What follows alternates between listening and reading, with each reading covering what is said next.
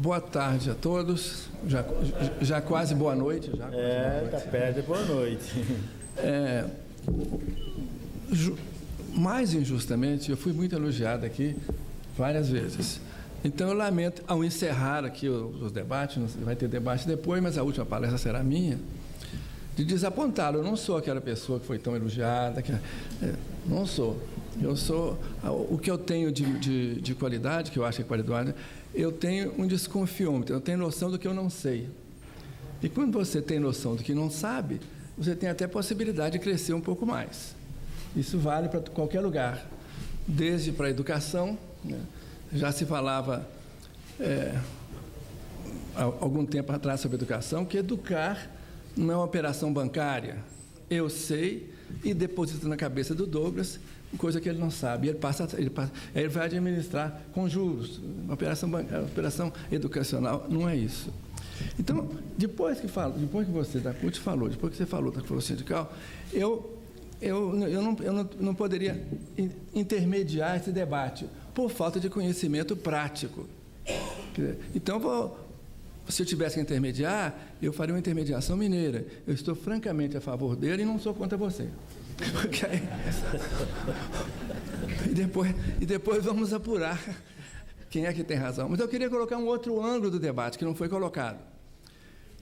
Vejam, a nossa história não é igual à história dos outros. O trabalho no Brasil nunca dignificou ninguém no passado.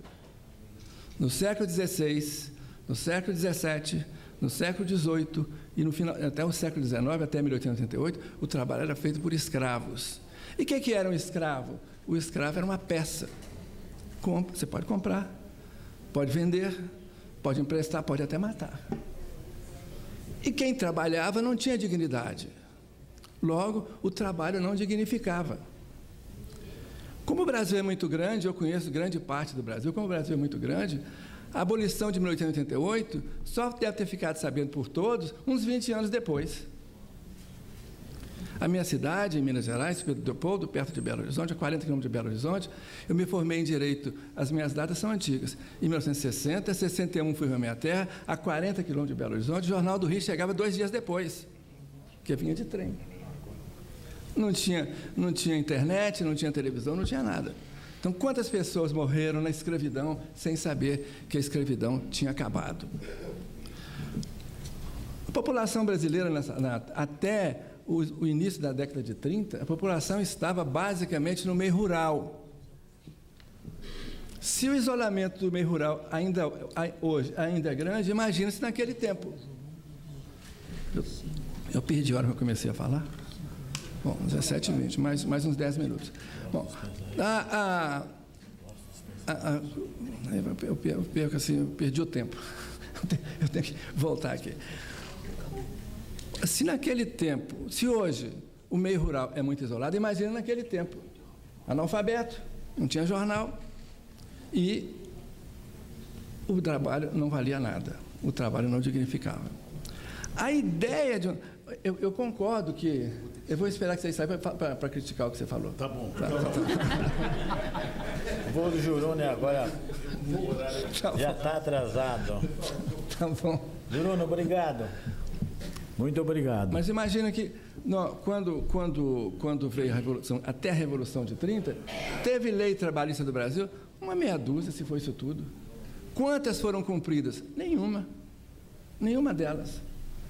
Então, é a partir da Revolução de 30 que começam algumas coisas do Brasil. Foi criado o Ministério do Trabalho, com o Ministério do Trabalho as leis trabalhistas começam a surgir, começa uma pressão para que as empresas cumpram a legislação trabalhista, e a legislação trabalhista foi sendo feita. E, nesse momento, eu abro um pequeno parêntese para fazer uma homenagem ao ministro Arnaldo Susequinde, que participou disso tudo e morreu há mais ou menos 15 dias atrás, no Rio de Janeiro. Bom, então, a nossa história do direito do trabalho, que começou em 30, tem 82 anos. 30, 70 mais 12. É muito recente. Então, eu vou ler aqui, é coisa muito pequenininha.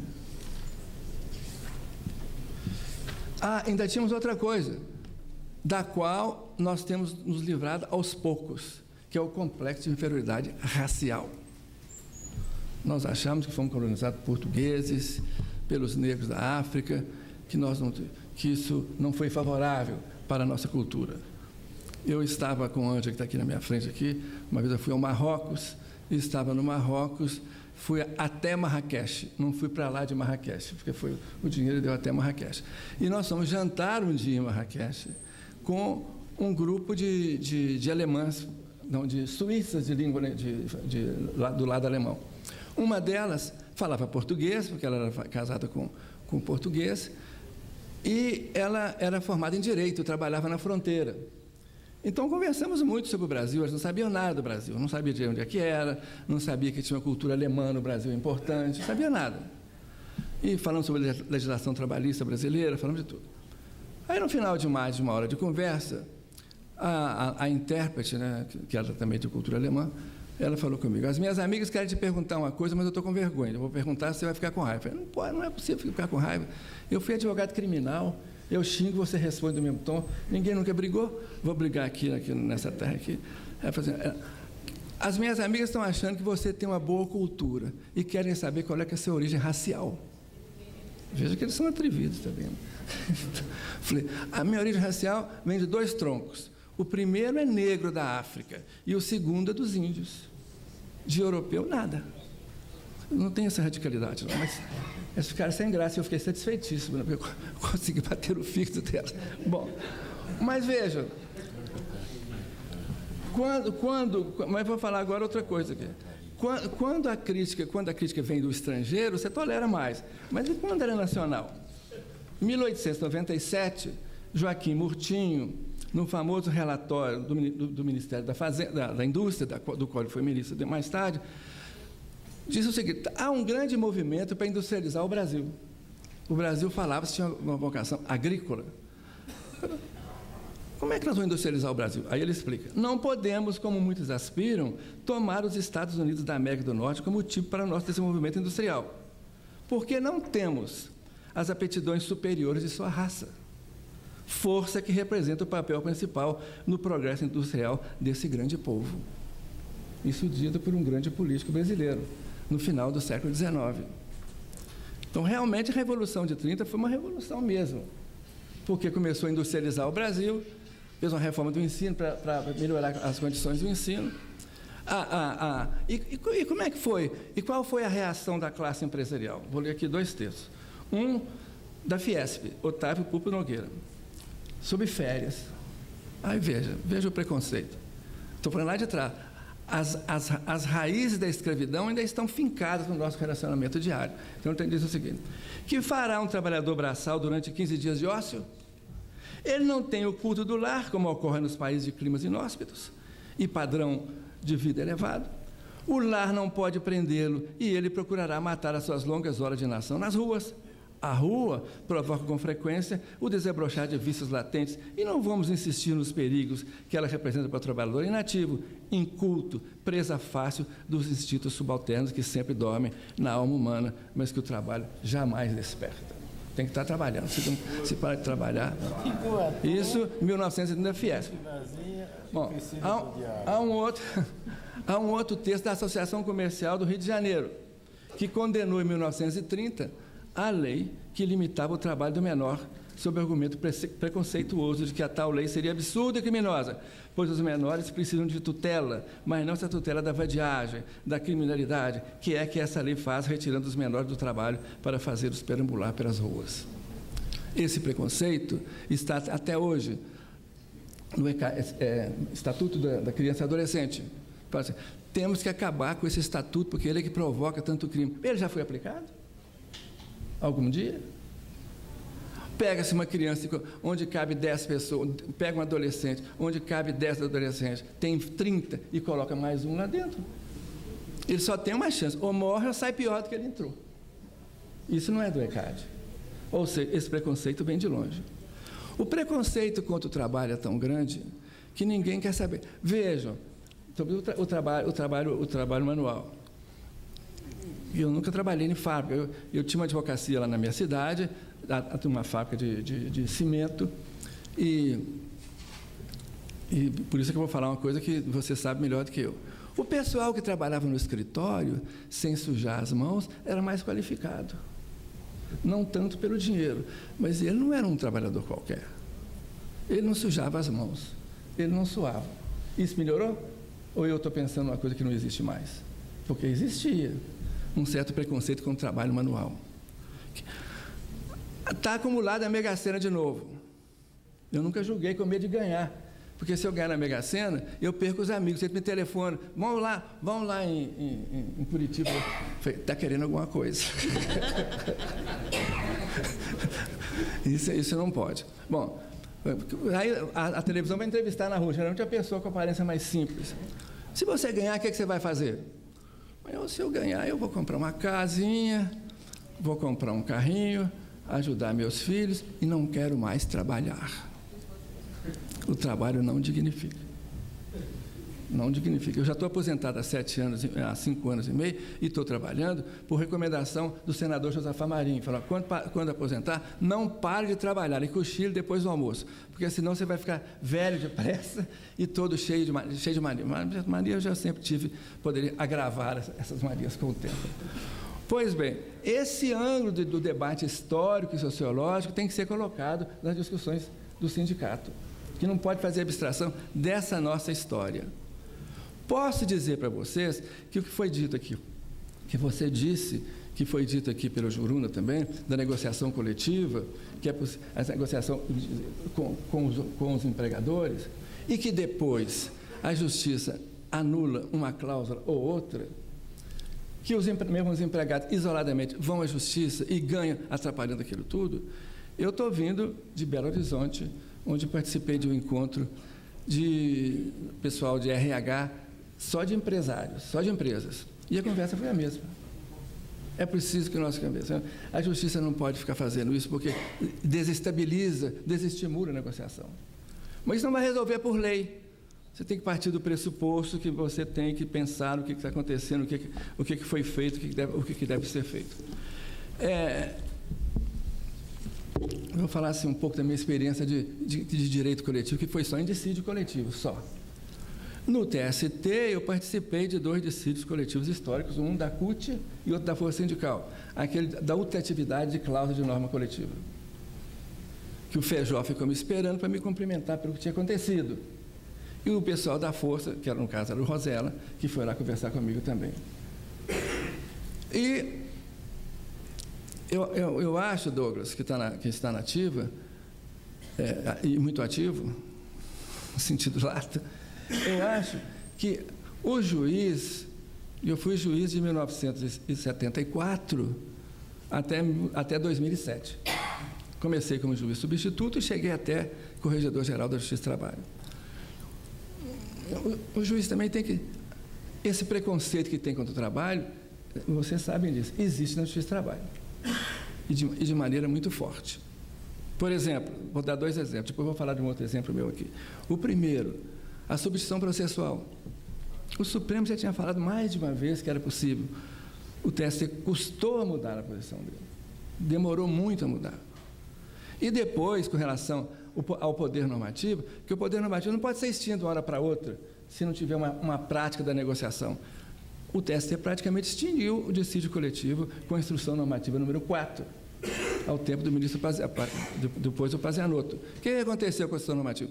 A sessão de dissídio coletivo, ela começava às 13 horas e terminava às 12h50. Extinguia tudo. Se vocês têm experiência nessa área, extinguia tudo. Nada ia para frente. Acabar com esse preconceito é possível. Nós tivemos lá no TST há pouco tempo uma palestra do Márcio Pockmann, que é um especialista na área da sociologia, e mostrando o enfoque que nós temos que pensar o Brasil do ponto de vista brasileiro, que foi dito aqui pela Zilmara. O Brasil é uma perspectiva brasileira. O que nós não temos sabido fazer. A gente fica, por exemplo, tem um escritor gaúcho chamado Viana Muggi, que ele fala o seguinte: o português entrou no Brasil de costas, com os olhos voltados para a Europa. Nunca tivemos olhos para o Brasil. Não mudamos tanto. A Embaixada da Espanha, lá em Brasília, é muito próxima do TST. E nós fomos à Embaixada da Espanha muitas vezes e ficamos encantados com as reformas trabalhistas. Como é que a Espanha melhorou o desenvolvimento e tudo. E agora? O que sobrou da Espanha? Torada. Porque estão tirando dinheiro de viúva para sustentar banco. Então, nós temos que pensar na nossa realidade e criticar a nossa realidade. Então, eu ia falar de outra coisa. Uma certa humildade faz bem para a saúde e faz bem para o trabalho da gente. Eu fui relator de um dissídio coletivo no TST de navegadores de águas profundas. Na minha terra, a água mais profunda era da banheira da casa dos meus pais, que chegava mais ou menos na água até pouco abaixo do joelho. Como é que eu vou decidir uma matéria dessa? Leia a lei. Vê a doutrina, mas não tem noção do que está acontecendo. Aí, convoquei. Perguntei se as partes queriam vir conversar comigo. Então, foram conversar comigo. Para conversar comigo, não podia ser de paletó e de gravata. Tinha que ser, eu também tirava o paletó e gravata, porque se eu chamo de Vossa Excelência, acabou o acordo. Você estabeleceu uma barreira. Então, ficaram lá. Eles me explicaram, juntos, empregados e empregadores, juntos. No final, me deu para eu entender alguma coisa, não tudo. Então, eu consegui fazer um acordo mineiro, de que os dois não gostaram, mas os dois ficaram muito satisfeitos. É possível. É possível. É possível. Ficaram satisfeitos, foram lá me despedir de mim e cumprimentar. Dissídio coletivo de jornalista. Ficamos 4 meses discutindo no meu gabinete. Brigaram no meu gabinete. A presidente do sindicato de jornalistas quase que bateu no outro lado. E eu não interferi em nada. Porque todo mundo sabe que depois que a pessoa xinga bastante, ela calma. É o que acontecia. Amor, bateu o papo, conversou. Ao final de 4 meses, não é 4 meses todo dia, não. Eles marcavam o dia. Vai ser amanhã às 9 da manhã. Então, assim foi. Fizemos o acordo.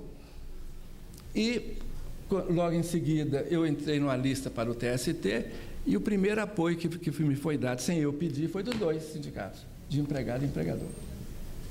Então, do ponto de vista de postura, a postura da Justiça do Trabalho é muito importante também. Uma postura de um certo grau de humildade para reconhecer o que está acontecendo. Eu tive um problema grande. Eu sou, não sei se todo mundo sabe, mas eu sou consultor da Vale, desde quase depois que eu aposentei. O ministro Sequinde e eu também fiquei como consultor. E a consultoria, o Zilmar está consultor, a consultoria é uma coisa boa, que você fala o que você pensa. Se quiser seguir, segue. Se não quiser seguir, não segue. Eu não sou advogado. O advogado tem que defender os interesses. Eu não estou defendendo o interesse de ninguém. E era um problema de salubridade que eu conversei com você, e você indicou lá, eu não me lembro o nome dele, um rapaz extremamente simpático, e ele me explicou tudo. Como é que era, como é que não era, cara. Insalubridade em mina subterrânea. E, então eu respondi uma consulta nos termos que eu aprendi lá no Ministério do Trabalho, e que foi muito bom. Então a dificuldade nossa é você pensar que sabe tudo. E quem sabe tudo está muito próximo de não saber nada. E eu vou encerrando. Eu sou um contador de casas. Se eu começar a contar a casa aqui, isso não vai acabar hoje. Então, eu vou encerrar só para dizer mais 2 coisas. Do ponto de vista brasileiro, a grande mudança é a Constituição de 88. A Constituição de 88 é a primeira Constituição Social do Brasil. Nunca houve outra antes. Bom, ela provocou a reforma do Código Civil. O artigo 421, que fala sobre o valor social da propriedade, porque ela mesma institui, no artigo 5º, 22, 23, a propriedade atenderá à sua função social. Então, procurar o valor social da propriedade não é uma inovação do trabalhador. Isso está na Constituição. Bom, o Código de Defesa... Nós falamos aqui da intromissão do Estado nas relações de trabalho, nas relações contratuais de trabalho. E a intromissão do Código de Defesa do Consumidor nas relações entre o vendedor e o consumidor? É enorme. A inversão do ônus da prova que a gente faz para o trabalhador é quase a criação da jurisprudência. No Código de Defesa do Consumidor é expresso.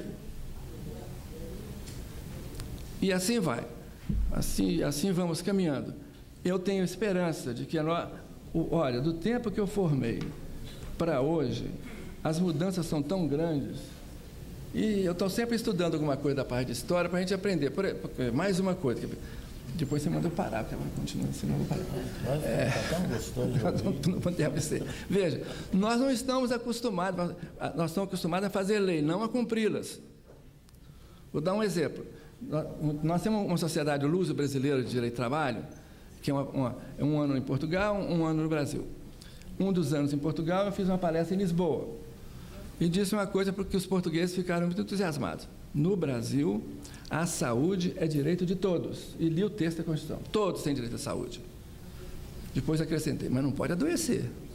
Porque se adoecer, está lascado. Bom, gente, eu agradeço muito, Sérgio, o seu convite.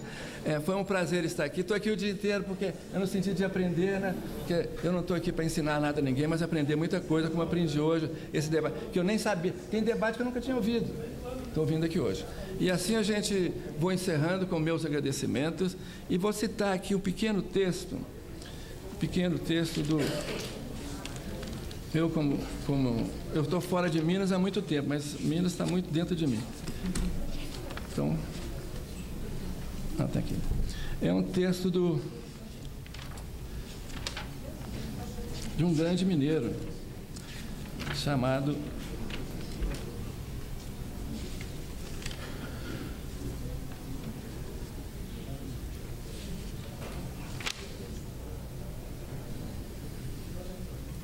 Santiago Dantas, que foi um homem rico, né? Um homem de uma cultura fantástica, morreu muito cedo, foi um homem que teve uma grande atividade na época do governo Jango, né?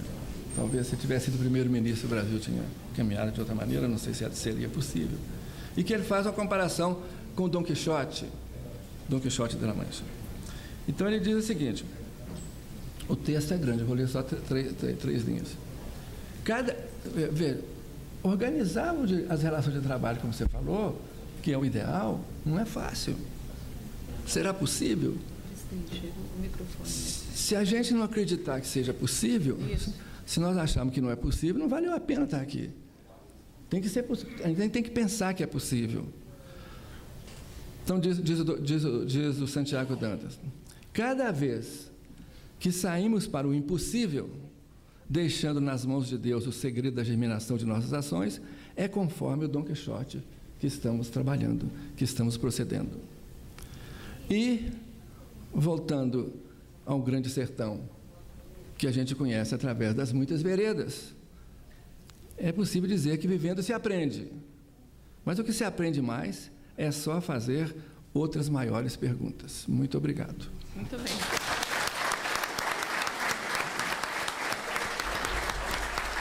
Isso já foi falado aqui hoje. Um aqui falou que, criticando não o contabilista, mas criticando a Justiça do Trabalho, que mesmo quando o empregado está de acordo com o desconto, a Justiça do Trabalho invalida a cláusula. Então, até citou uma coisa que é verdade, não sei se foi... Alguém que citou aqui, não. O Supremo Tribunal Federal disse que essa cláusula é válida e o TST continua dizendo que é inválida. Já fizemos reunião, eu estava no TST ainda, fizemos uma reunião com todas as centrais sindicais e não houve jeito. Não houve jeito. Então, o problema não é do contabilista. O contabilista apenas está cumprindo ali o papel de... O contabilista fez muito mal ao direito do trabalho quando ele comparecia como preposto empregado, como preposto empregador. Ou seja, ele era advogado e... ele não era advogado, ele agia como advogado. E causou grandes prejuízos a empregados e empregadores, porque não estava sabendo o que estava acontecendo. Hoje em dia, é preciso saber se o jus postulante vai continuar. Porque, por exemplo, no caso de Brasília, desde 88, né, Douglas? Não tem o jus postulante, só se reclama com o advogado. Às vezes fica até pior, mas, de qualquer maneira, há uma perspectiva que não seja.